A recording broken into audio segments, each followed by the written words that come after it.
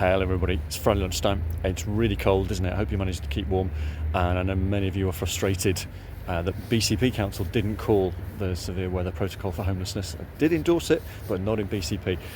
Thank you for your passion for this. We're taking it, or I'm going to take it to the Homelessness Delivery Board next week to try and get as a key item on there about how we make those sort of decisions, so this doesn't happen again. But we'll keep pressing on that because it's important that we get that right. Meanwhile, Rob and I met with the commercial director and the editor of the Echo today.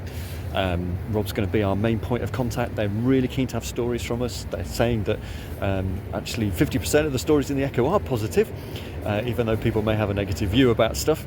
But also hearing the commercial director talk about the fact that actually she longs for people to have hope, she longs for more stories around that, and think, well, that's great if you're saying that. We had a great example earlier on in the week. Tracy had over in Christchurch, the High Sheriff Callum came across all the way from Lyme Regis to the community meal. I think he was expecting like 20 people in a corner room. Did not expect 100 people, and I was just blown away by what was going on there. And thanks to everybody involved. But lovely that we can show somebody like that and get the message out about the hope that can come from those meals. Tracy's had a good week. She's got some extra funding as well. Well done, Tracy.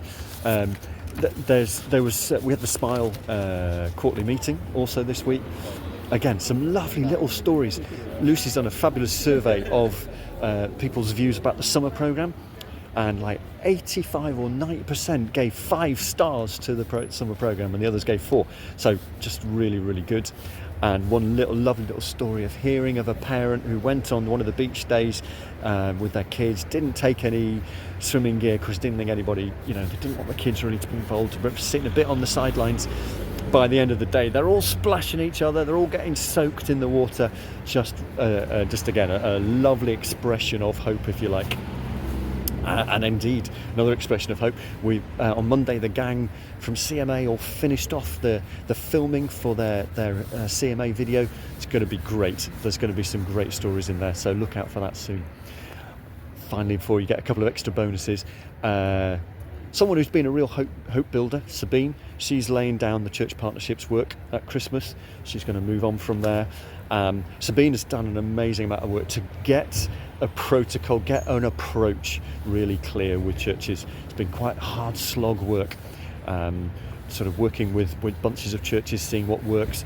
She's trained up people in Christchurch, churches in Christchurch, working with a couple of churches, working together with Poole to form a sort of mini life centre. Sabine, thank you for all you're doing, and thank you for being such a woman of prayer. Those who've been on a prayer meeting with Sabine will know how passionate she is about that. We'll miss you, but thank you for all you have done. And talking of that, here's some stuff about the Wimborne session we had this week, and a little smacker all about Emmaus too. Thanks for all you're doing, folks. Keep warm.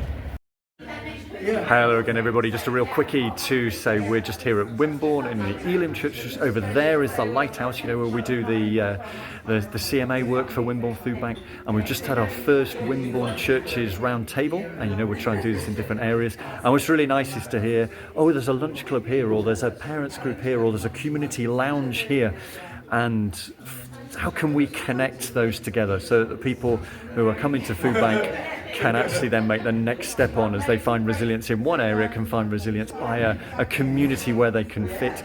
Card making every holiday time for older people, because we're getting more and more older people coming to Food Bank. So just a really nice connectivity, and we want to do more of it, and we'll continue to do more of it working with churches, as we said. Just here's another update. Hello everybody, so quick heads up, so we're at Emmaus in Winchester. David and I, we brought down some folk from a couple of the big funders, Valentine and Talbot Village Trust, because there is no Emmaus in Dorset. And I can't remember whether I told you this, but David's had it in his heart for a long time, and indeed several people in the Bournemouth area have had it in their heart for a long time. Why haven't we got one of these things? And what's unique about this is that not only have you got, if you look over there, not only have you got rooms, but every person who comes here is a companion, and that means that they volunteer in the social enterprise that goes with it. So that social enterprise here is furniture, and they all play a part in helping to make sure that the furniture and the rest of it actually works. So what we're thinking about is, it'll take a long time, but can we actually get a venue, a social enterprise in Bournemouth, Christchurch or Poole that can provide 20 to 30 beds of volunteer for companions with a team to put it in together. It'll take us, it won't be something that FaithWorks will do, it'll be a separate charity, but we've been given some money to get the process rolling.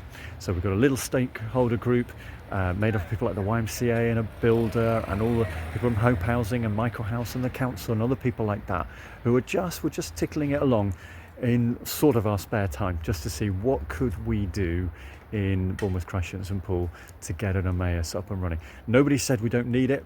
Everybody's very positive about it. You're probably going to do the social enterprise bit first, and as I hear it's a furniture recycling place, could be putting together a hotel with Airbnb, could be a whole range of things. But just to say, that if you see David and I talking about Emmaus, that's what we're talking about, is the journey, the long journey potentially, to see if we can put an Emmaus in this in BCP or in Dorset. Indeed, why not have more than one? Because Dorset is one of the two areas in the country which doesn't have an Emmaus at the moment. So long journey, start in place. FaithWorks to hold the baton for a while and then hand it on to a new charity. That's the idea. Talk soon.